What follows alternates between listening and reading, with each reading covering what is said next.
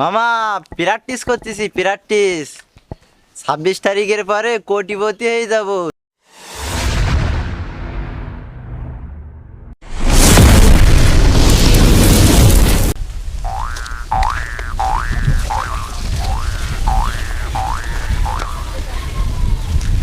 আসসালামু আলাইকুম। ওয়ালাইকুম আসসালাম। কি কথা না বার্তা না আমার বাড়ির ভিতরে ঢুকতেছেন, আমি তো চিনতে পারতেছি না। কি চিনতে পারতেছেন না?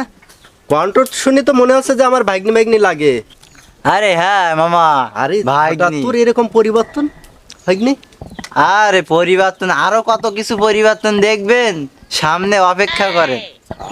তোর এই অবস্থা? মামা, প্র্যাকটিস করতেছি প্র্যাকটিস। 26 তারিখের পরে কোটিপতি হয়ে যাব। তুমি কি কোনো খবর রাখো না? আর 26 তারিখে কি এর খবর? কিছুই তো আমি জানি না। মামা, আমি তো এখন কোটিপতি কোটিপতি, ব্যাপার স্যাপার আপনি বুঝেন না। এমপি সাহেবের 2 বডিগার্ড এখন আমার সাথে থাকে, বিষয়টা বুঝতে হবে। হঠাৎ এত টাকা কোথায় পালি? মামা, টাকা তো এখনো হাতে পাইনি, ওই বাড়ির ভিটি আর গরুগুলো বিচি দিয়ে আমি সিটি নিয়ে গিয়ে উঠছি। হ্যাঁ, আর একটা প্রাইভেট কার ভাড়া নিছি, সেইটাতে মনে করো কিছুদিন চলবো।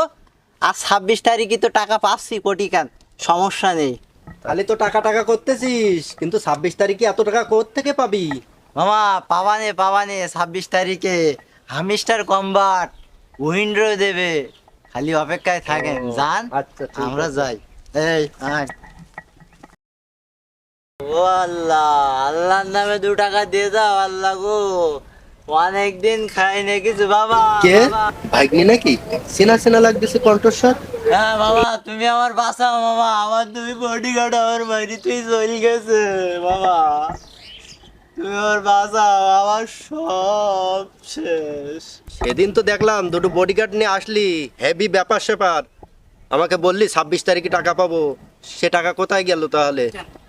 মামা, ওই হামিস্টার কোম্পানি আমার সাথে বেইমানি করেছে, এখন আমার ভিক্ষুরা জন্য একটা থালাও জুটতেছে না। আর ওই যে 2 বডিগার্ড ছিল, ওরা আমার মাইরি ধরে চলে গেছে। আর ওই ওই যে হোটেলে থাকতাম, তা হোটেলের বিলের জন্য আমার বাড়িঘর তো সব নিয়ে নিয়েছে, সব কিছু।